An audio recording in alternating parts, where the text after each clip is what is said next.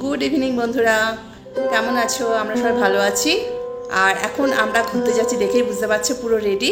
আমরা সবাই মিলে যাচ্ছি এখন ইস্কন টেম্পল, যেটা ব্যাঙ্গালোরের কনকপুরা যে রোড তার পাশেই, বেশি দূরে না, আমাদের বাড়ি থেকেও একদম কাছে। আর এখন আমার বড় ছেলের স্কুলের ছুটি চলছে, স্কুল বলবো না, কলেজ। হ্যাঁ, ও বিটেক পড়ছে। তা ওর এখন ফার্স্ট ইয়ার, যে ফাইনাল যেটা এক্সামটা ওর কমপ্লিট হয়েছে, 15 দিনের জন্য ছুটি। সেই জন্য আমরা একটু ঘোরাঘুরির সুযোগ পেয়েছি সবাই মিলে, নাহলে ও আমাদের সঙ্গে তো একদম বেরোতেই পারে না। তা আজকে একটু সুযোগ করে, যে রবিবার, আমরা 4 জন মিলে এই ইস্কন টেম্পল ঘুরতে যাচ্ছি। তা ভিডিওটা পুরো দেখো, টেম্পলটা খুব ভালো লাগবে। তাহলে ভিডিওটাকে ফুল ওয়াচ করো, নতুন বন্ধু হলে চ্যানেলটাকে সাবস্ক্রাইব করে পাশে দেখো। ওরা একসঙ্গে অনেক করে থাকতো।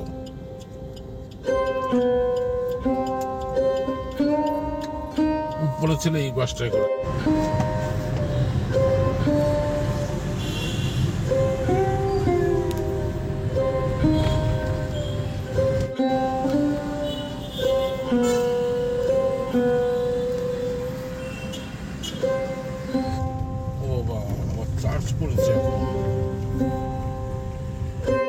এটা গাড়ি পার্কিং এরিয়া, গাড়ি পার্ক করে আমরা ওই দিকে যাব।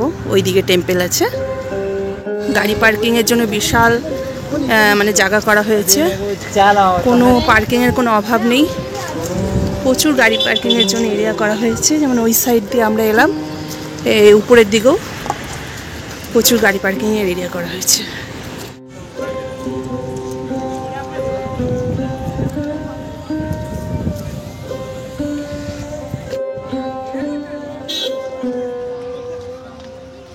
আগে এখান দিয়েই গাড়ি করে যেত, বুঝলি? এইটা একটু অন্যরকম, মনে আছে? এখান দিয়ে পুরো গাড়ি ঢুকে ওইদিকে নিয়ে যেত। হ্যাঁ, আমরা এই টেম্পেলে 4-5 বছর হয়ে গেছে আগে এসেছিলাম। তখনও কাজ চলছিল, আর এন্ট্রান্সটা তখন অন্যদিকে ছিল। তা তারও আমি একটা ভিডিও করেছিলাম, সেটা আমি আবার কমিউনিটিতে শেয়ার করব। যদি আপনারা চান তো কমিউনিটি থেকে দেখে নিতে পারেন। আর এখন একটু অন্যরকম করা হয়েছে, মানে সম্পূর্ণভাবে তৈরি হয়ে গেছে। আর দর্শনার্থীদের জন্য সেটা নতুন যে টেম্পল, সেটা বহুদিন হলো খুলে দেওয়া হয়েছে। আমরা অনেকদিন পরই এলাম। আর এখানে জুতো রাখার জন্য ব্যবস্থা আছে। তা পার পার্সন 5 রুপিস করে নেওয়া হয়। হয় তিরুপতি স্টাইলের করেছে, সব অ্যারো দেওয়া, দর্শন।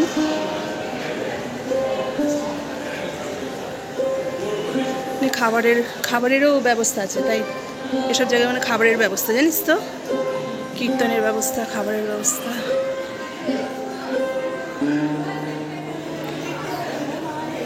হ্যাঁ হ্যাঁ হ্যাঁ, কি সুন্দর ভিউ এখান দিয়ে দেখা যাচ্ছে। চলো পরে দেখবো, আগে দর্শন করে আসি।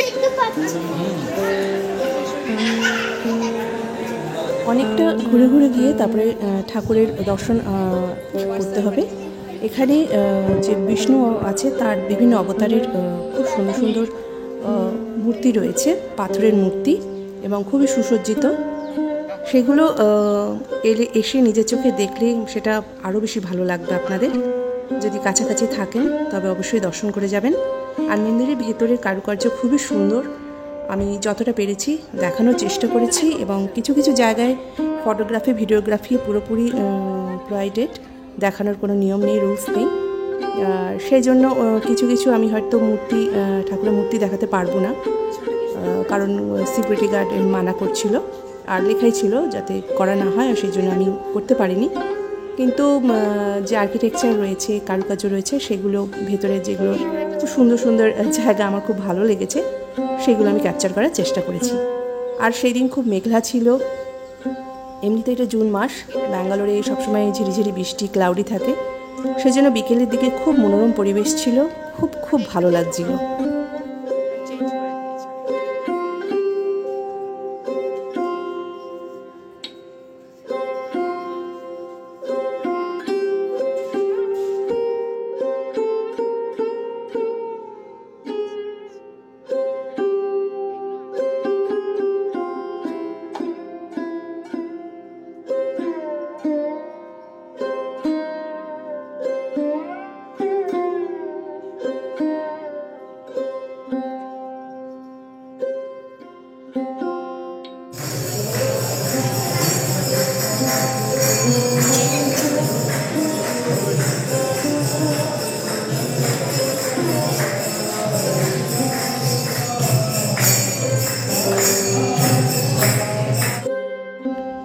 একদম প্রথমেই আমরা রাধাকৃষ্ণের দর্শন পেলাম, আর সামনে কোনো সিকিউরিটি গার্ড ছিল না বলে আমি একটুখানি রাধাকৃষ্ণের মূর্তিটাকে ক্যাপচার করতে পেরেছিলাম, কিন্তু বাকিগুলোকে আর করতে পারিনি।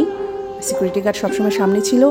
আর এখানে যে জগন্নাথ দেবের যে মূর্তি আছে, জগন্নাথ দেব, বলরাম এবং সুভদ্রার যে মূর্তি রয়েছে, সেই ভগবানের মূর্তি এখন সরিয়ে রাখা হয়েছে, কারণ সামনে রথযাত্রার পরেই মূর্তিকে জায়গায় বসানো হবে এবং তখনই আমরা যে দর্শনার্থী তারা ঈশ্বরের দর্শন করতে পারবো।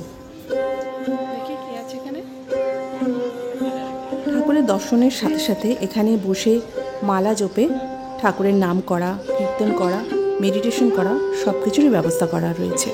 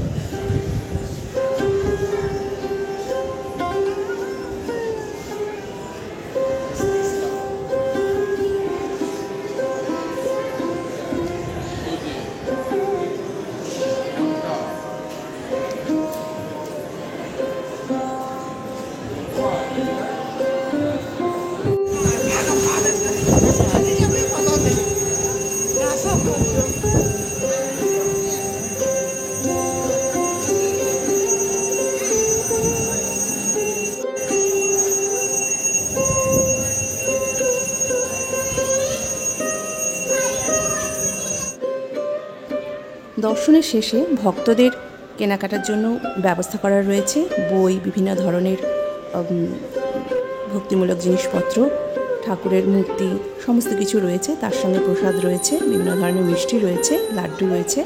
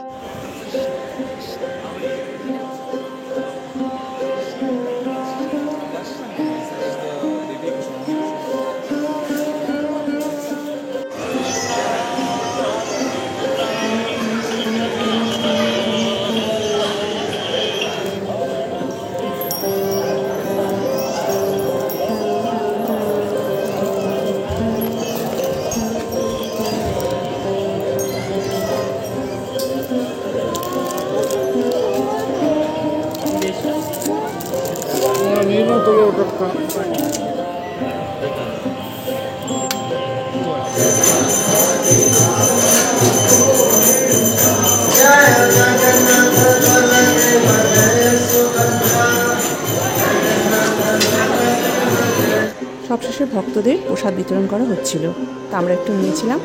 তবে বন্ধুরা, আশা করছি ভিডিওটা তোমাদের খুব ভালো লাগলো। আমি যতটা পেরেছি দেখানোর চেষ্টা করেছি, তোমরা পারলে গিয়ে দর্শন করে এসো। তাহলে পরে ভিডিওতে আবার দেখা হবে। ততদিন ভালো থেকো, সুস্থ থেকো। টাটা।